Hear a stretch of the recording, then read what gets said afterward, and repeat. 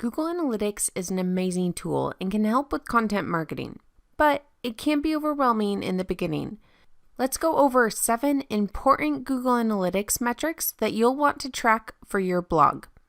And now it's time for some more DIY SEO tips with Jennifer Rogina.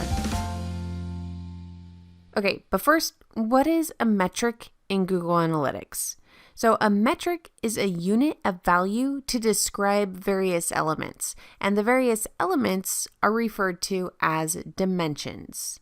So metrics are values, and dimensions are the descriptors or categories. In Google Analytics, metrics are displayed in the columns in the right-hand side, and dimensions are listed in rows on the left-hand side. Okay, so now let's go over those 7 important Google Analytics metrics that you'll want to use to track your content. Anytime you're reviewing Google Analytics data, be sure you understand what question you're trying to answer with data.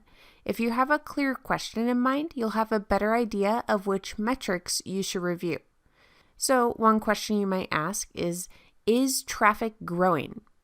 And the metric that you'd want to look to measure that is users.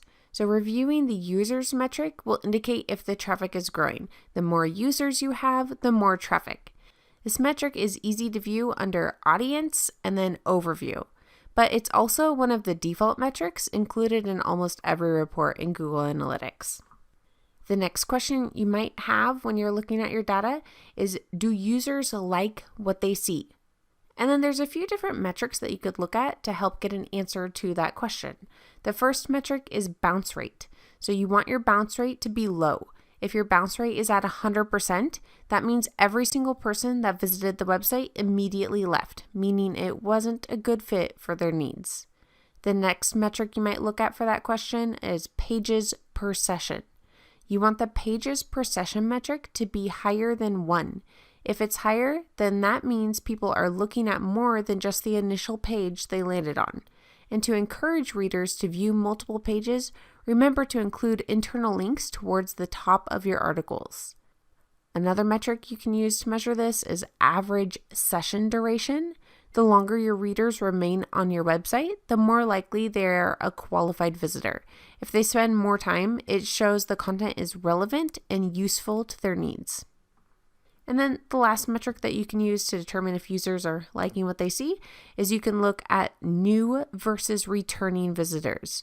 So gaining new users is great, but if those users don't return, then you have a problem. Either the new users you're getting are not the correct demographic, or they don't understand how you can help them. Okay, and then where do you find these metrics? So just like that users metric that we discussed earlier, the bounce rate, pages per session, and average session duration can easily be found under audience and then overview. And they are also used as the default metrics in the majority of the reports in Google Analytics.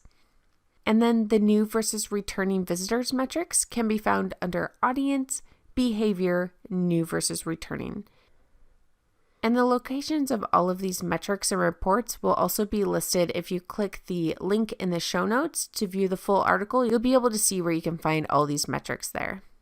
Okay, another question that you might have when you're looking at your Google Analytics data is, where are users coming from?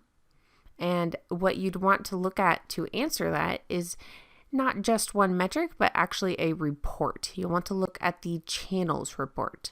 So this is just best answered with more than just one metric. So if we look at that report under acquisition, all traffic, and channels, we can view the users by acquisition source. And this helps you understand not only how many users visit your website, but where they came from. And then the last most common question that you'll probably have when you're looking at your data is, are they converting? And the metrics that you'll use to answer that are goal completions and goal conversion rate. So having traffic and long sessions is great, but if those users aren't converting, they're doing you no good.